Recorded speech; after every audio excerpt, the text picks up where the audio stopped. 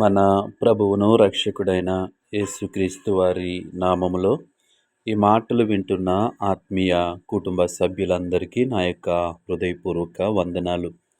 ఈరోజు నా కోసం ఆత్మీయ కార్యక్రమానికి మిమ్మల్ని అందరినీ ప్రేమపూర్వకంగా ఆహ్వానిస్తూ ఉన్నాను. చిన్న ప్రార్థన చేసుకుని ఈ దిన వాక్యాన్ని ధ్యానము చేద్దాం. పరిశుద్ధ ప్రేమగల తండ్రి, గొప్ప దేవుడా, కనికరము గల దేవ, కృపగల దేవ, నీకు వందనాలు, వేలాది స్తోత్రాలు ప్రభువా. నీ కనికరాన్ని బట్టి, నీ కృపను బట్టి ఇంతవరకు మమ్మల్ని సజీవులుగా ఉంచావు. అందుని బట్టి నీకు వందనాలు.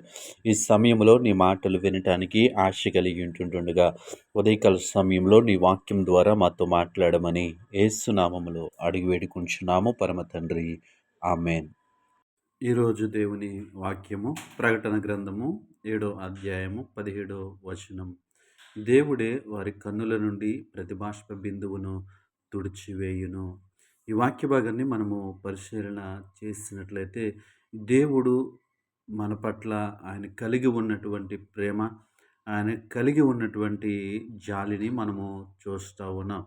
ఈరోజు ఈ వాక్యం వింటున్న మన జీవితంలో మనము దుఃఖముతో ఉన్నప్పుడు మన యొక్క దుఃఖాన్ని, మన యొక్క కన్నీటిని తుడిచేది ఎవరు అంటే దేవుడే అని దేవుని వాక్యము సెలవిస్తూ ఉంది. ఈ లోకంలో మనము శరీరానుసారంగా జీవిస్తూ ఉన్నప్పుడు అనేక సార్లు ఆయా పరిస్థితులను బట్టి మన యొక్క కన్నుల నుండి కన్నీరు అనేది రావటం జరుగుతూ ఉంది.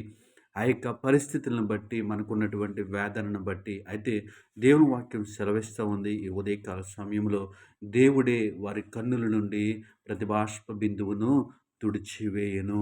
మనము దుఃఖములో ఉన్నప్పుడు, మనము వేదనలో ఉన్నప్పుడు మన యొక్క కన్నీటిని తుడిచేది ఎవరు అంటే దేవుడే మన కన్నీటిని తుడిచేవాడని దేవుని వాక్యము తెలియచేస్తూ ఉంది. ఈ వాక్యం వింటున్న మన జీవితంలో ఎలాంటి దుఃఖము ద్వారా మనము జీవిస్తూ ఉన్నాం, ఎలాంటి బాధతో మనము జీవిస్తూ ఉన్నాం, అలాంటి పరిస్థితుల్లో మనము అనేక మంది వైపు చూస్తూ ఉంటాం. వీరు సహాయం చేస్తారు, వారు సహాయం చేస్తారు అని మనుషుల వైపు చూస్తూ ఉంటాం. కానీ దేవుడు వాక్యము సెలవిస్తూ ఉంది, దేవుడే మన కన్నుల నుండి వచ్చే ప్రతి కన్నిటిని ఆయన తుడుస్తాడు. కాబట్టి మనం ఎవరి వైపు చూడాలి అంటే దేవుని వైపు చూడాలి. ఆయన సర్వశక్తివంతుడు, సర్వ సృష్టికి కారణభూతుడు. కాబట్టి ఆయన వైపు మనము చూసినప్పుడు మన యొక్క మనస్సులో ఉన్న ప్రతి బాధ నుంచి కూడా ఆయన విడుదల కలుగు చేస్తాడు. కాబట్టి ఈ వాక్యమందు మనము విశ్వాసం ఉంచి, ఈ వాక్యమందు మనము నమ్మకం ఉంచి మనుష్యుల వైపు కాదు కానీ దేవుని వైపు చూసేవారిగా ఉండాలి. అయితే ఈ లోకంలో మనం చూస్తూ ఉన్నప్పుడు అనేక సందర్భాలలో మన ఆలోచన అంతా కూడా ఎవరిపైన ఉంటుంది అంటే మనుష్యుల పైన ఉంటుంది. మన బంధువుల వైపు, మన స్నేహితుల వైపు చూస్తూ ఉంటాం, ఎవరు సహాయం చేస్తారు అని.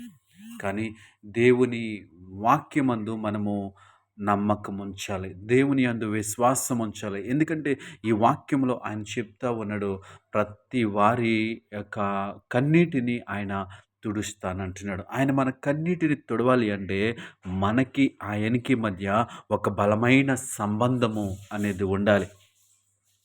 ఒక మంచి సహవాసము ఆయనకి మనకి కలిగి ఉండాలి. ఎప్పుడైతే ఆ విధమైనటువంటి సహవాసాన్ని మనం కలిగి ఉన్నామో, ఆ విధమైనటువంటి బంధాన్ని కలిగి ఉన్నామో, దేవుడు మన ప్రతి పరిస్థితుల్లో కూడా మన వేదనని తొలగిస్తాడు, మన బాధల్ని తొలగిస్తాడు. కాబట్టి ఈ వాక్యమందు విశ్వాసం ఉంచి మన జీవితంలో మనము ముందుకు సాగుదాం.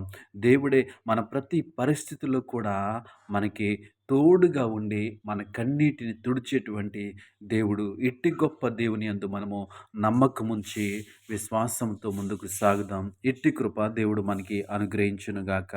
ఆమేన్.